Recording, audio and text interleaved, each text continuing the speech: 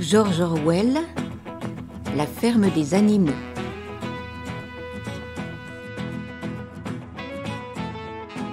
Chapitre 2. 3 nuits plus tard, Sage l'Ancien s'éteignait paisiblement dans son sommeil. Son corps fut enterré en bas du verger. On était au début mars. Pendant les 3 mois qui suivirent, ce fut une intense activité clandestine. Le discours de Sage l'Ancien avait éveillé chez les esprits les plus ouverts des perspectives d'une nouveauté bouleversante. Les animaux ne savaient pas quand aurait lieu le soulèvement annoncé par le prophète, et n'avaient pas lieu de croire que ce serait de leur vivant, mais ils voyaient bien leur devoir d'en jeter les bases. La double tâche d'instruire et d'organiser échut bien normalement aux cochons, qu'en général on regardait comme l'espèce la plus intelligente. Et entre les cochons, les plus éminents étaient Boule de Neige et Napoléon, 2 jeunes verras que M. Jones élevait pour en tirer bon prix. Napoléon était un grand et imposant Berkshire, le seul de la ferme. Avare de parole, il avait la réputation de savoir ce qu'il voulait. Boule de Neige, plus vif, d'esprit plus délié et plus inventif, passait pour avoir moins de caractère. Tous les autres cochons de la ferme étaient à l'engrais. Le plus connu d'entre eux, Brille-Babil, un gauré bien en chair et de petite taille, forçait l'attention par sa voix perçante et son œil malin. On remarquait aussi ses joues rebondies et la grande vivacité de ses mouvements. Brille-Babil, enfin, était un causeur éblouissant, qui, dans les débats épineux, sautillait sur place et battait l'air de la queue. Cet art exerçait son plein effet au cours de discussions. On s'accordait à dire que Brille-Babil pourrait bien vous faire prendre des vessies pour des lanternes. À partir des enseignements de Sage l'Ancien, tous 3, Napoléon, Boule de Neige et Brille-Babil, avaient élaboré un système philosophique sans faille qu'ils appelaient l'animalisme. Plusieurs nuits chaque semaine, une fois M. Jones endormi, ils tenaient des réunions secrètes dans la grange afin d'exposer aux autres les principes de l'animalisme. Dans les débuts, ils se heurtèrent à une apathie et à une bêtise des plus crasses. Certains animaux invoquaient le devoir d'être fidèles à M. Jones, qu'ils disaient être leur maître, ou bien ils faisaient des remarques simplistes, disant par exemple « C'est M. Jones qui nous nourrit, sans lui nous dépéririons » ou bien « Pourquoi s'en faire pour ce qui arrivera quand nous n'y serons plus ?» ou bien encore « Si le soulèvement doit se produire de toute façon, qu'on s'en mêle ou pas, c'est tout un » de sorte que les cochons avaient le plus grand mal à leur montrer que ces façons de voir étaient contraires à l'esprit de l'animalisme. Les questions les plus stupides étaient encore celles de Lubie, la jument blanche. Elle commença par demander à Boule de Neige « Après le soulèvement, est-ce qu'il y aura toujours du sucre ?» « Non, » lui répondit Boule de Neige, d'un ton sans réplique. « Dans cette ferme, nous n'avons pas les moyens de fabriquer du sucre. De toute façon, le sucre, c'est du superflu. Tu auras tout le foin et toute l'avoine que tu voudras. » « Et est-ce que j'aurai la permission de porter des rubans dans ma crinière ?»« Camarade, » répartit Boule de Neige, « ces rubans qui te tiennent tant à cœur sont l'emblème de ton esclavage. Tu ne peux pas te mettre en tête que la liberté a plus de prix que tes colifichets ?» Lubie acquiesça sans paraître bien convaincu. Les cochons eurent encore plus de mal à réfuter les mensonges colportés par Moïse, le corbeau apprivoisé qui était le chouchou de M. Jones. Moïse, un rapporteur et même un véritable espion, avait la langue bien pendue. À l'en croire, il existait un pays mystérieux, dit montagne de sucre candi, où tous les animaux vivaient après la mort. D'après Moïse, la montagne de sucre candi se trouvait au ciel, un peu au-delà des nuages. C'était tous les jours dimanche dans ce séjour. Le trèfle y poussait à longueur d'année, le sucre en morceaux abondait aux haies des champs. Les animaux haïssaient Moïse à cause de ses sornettes et parce qu'il n'avait pas à trimer comme eux, mais malgré tout, certains se prirent à croire à l'existence de cette montagne de sucre candi, et les cochons eurent beaucoup de mal à les en dissuader. Ceux-ci avaient pour plus fidèles disciples les 2 chevaux de trait, Malabar et Douce. Tous 2 éprouvaient grande difficulté à se faire une opinion par eux-mêmes, mais, une fois les cochons devenus leurs maîtres à penser, ils assimilèrent tout l'enseignement et le transmirent aux autres animaux avec les arguments d'une honnête simplicité. Il ne manquait pas une seule des réunions clandestines de la grange, et là entraînaient les autres à chanter Bête d'Angleterre. Sur cet hymne, les réunions prenaient toujours fin. Or, il advint que le soulèvement s'accomplit bien plus tôt et bien plus facilement que personne ne s'y attendait. Au long des années, M. Jones, quoique dur avec les animaux, s'était montré à la hauteur de sa tâche, mais depuis quelque temps il était entré dans une période funeste. Il avait perdu cœur à l'ouvrage après un procès où il avait laissé des plumes et s'était mis à boire plus que de raison. Il passait des journées entières dans le fauteuil de sa cuisine à lire le journal, un verre de bière à portée de la main, dans lequel de temps à autre il trempait pour Moïse des miettes de pain d'oiseau. Ses ouvriers agricoles étaient des filous et des fainéants. Les champs étaient envahis par les mauvaises herbes, les haies restaient à l'abandon, les toits des bâtiments menaçaient ruine, les animaux eux-mêmes n'avaient plus leur suffisance de nourriture. Vint le mois de juin et bientôt la fenaison. La veille de la Saint-Jean, qui tombait un samedi, M. Jones se rendit à Willingdon. Là, il se saoula si bien à la taverne du Lion Rouge qu'il ne rentra chez lui que le lendemain, dimanche, en fin de matinée.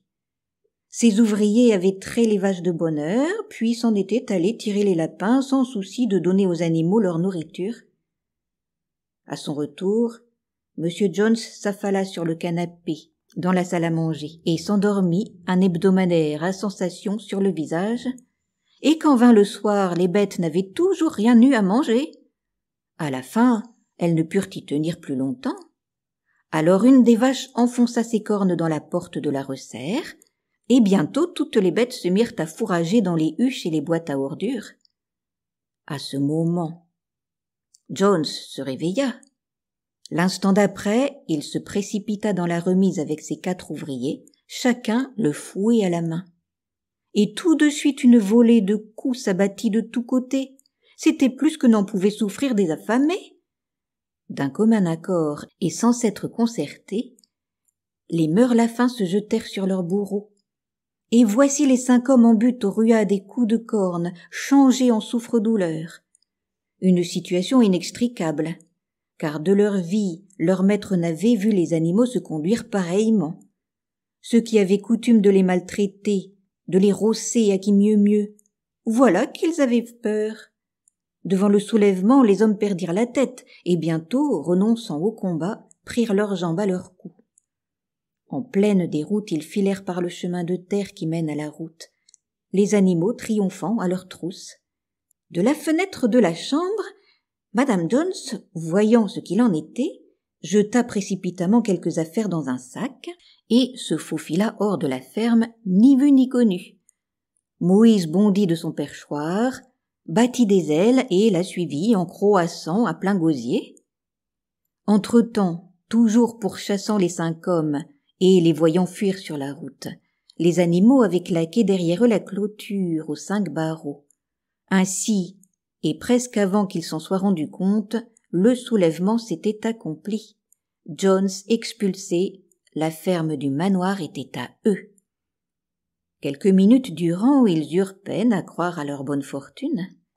Leur première réaction fut de se lancer au galop tout autour de la propriété, comme pour s'assurer qu'aucun humain ne s'y cachait plus. Ensuite, le cortège repartit grand train vers les dépendances de la ferme pour effacer les derniers vestiges d'un régime haï. Les animaux enfoncèrent la porte de la sellerie qui se trouvait à l'extrémité des écuries, puis précipitèrent dans le puits morts, nasières et laisses, et ces couteaux meurtriers dont Jones et ses acolytes s'étaient servis pour châtrer cochons et agnelets.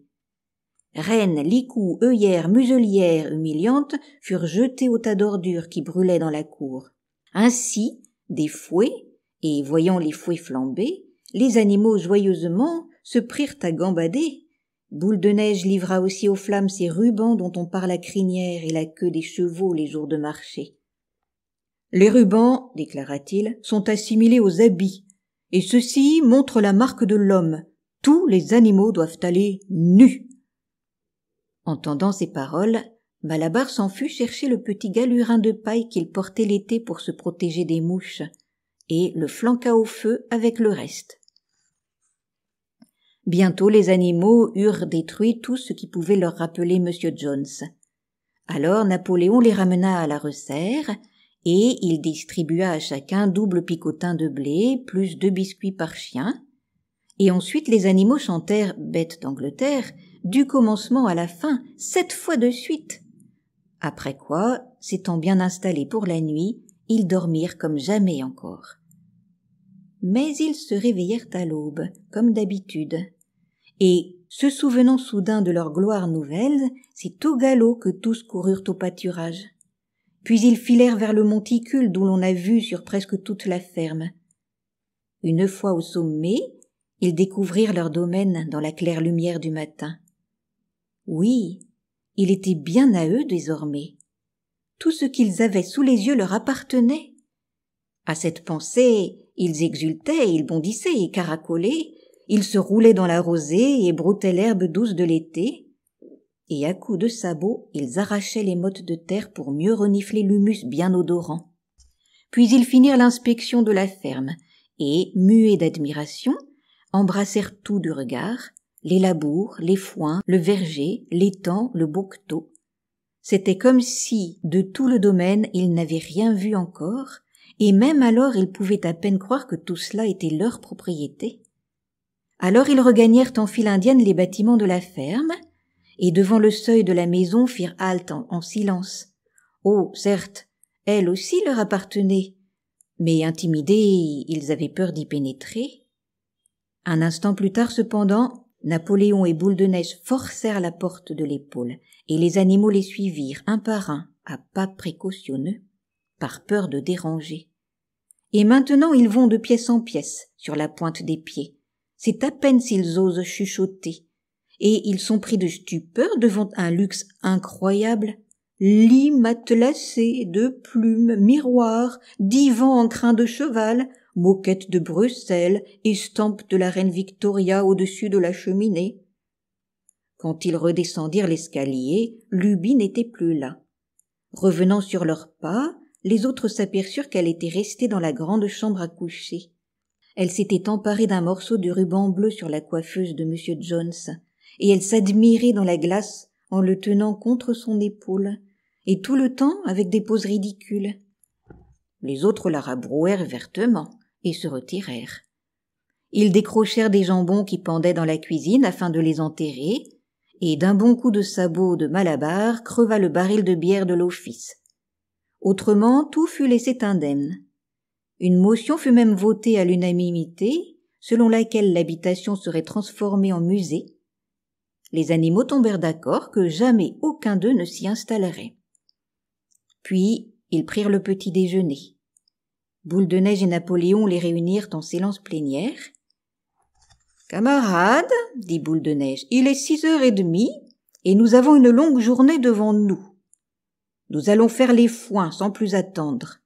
Mais il y a une question dont nous avons à décider tout d'abord. » Les cochons révélèrent qu'ils avaient appris à lire et à écrire au cours des derniers mois, dans un vieil abécédaire des enfants Jones. Ceux-ci l'avaient jeté sur un tas d'ordures et c'est là que les cochons l'avaient récupéré. Ensuite, Napoléon demanda qu'on lui amène des pots de peinture blanche et noire, et il entraîna les animaux jusqu'à la clôture aux 5 barreaux. Là, Boule de Neige, car c'était lui le plus doué pour écrire, fixa un pinceau à sa patte et passa sur le barreau supérieur une couche de peinture qui recouvrit les mots « Ferme du manoir ». Puis, à la place, il calligraphia « Ferme des animaux », car dorénavant tel serait le nom de l'exploitation agricole. Cette opération terminée, tout le monde regagna les dépendances. Napoléon et Boule de Neige firent alors venir une échelle qu'on dressa contre le mur de la grange. Ils expliquèrent qu'au terme de leurs 3 mois d'études, les cochons étaient parvenus à réduire les principes de l'animalisme à 7 commandements. Le moment était venu d'inscrire les 7 commandements sur le mur. Ils constitueraient la loi imprescriptible de la vie de tous sur le territoire de la ferme des animaux.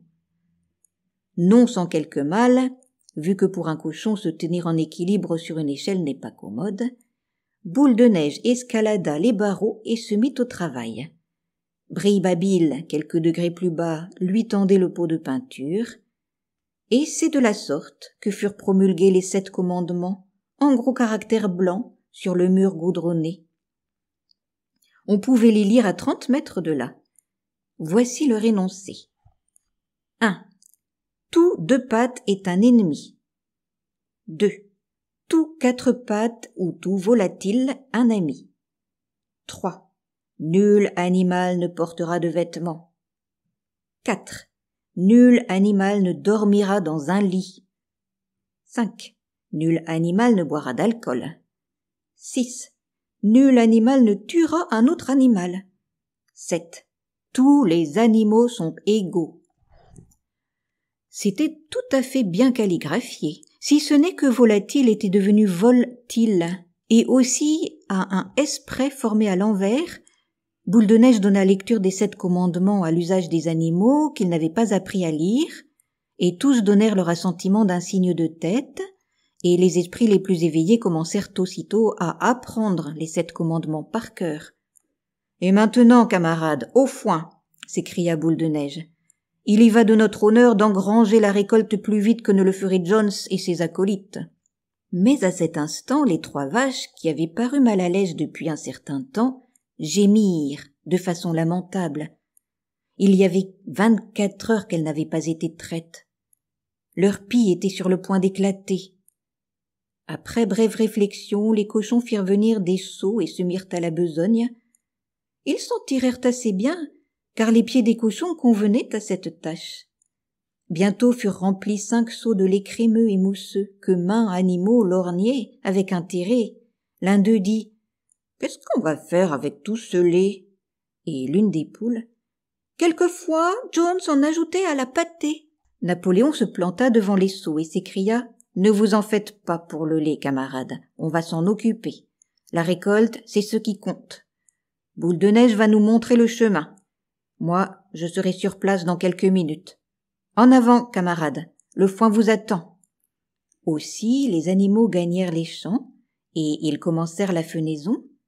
Mais quand au soir, ils s'en retournèrent, ils s'aperçurent que le lait n'était plus là.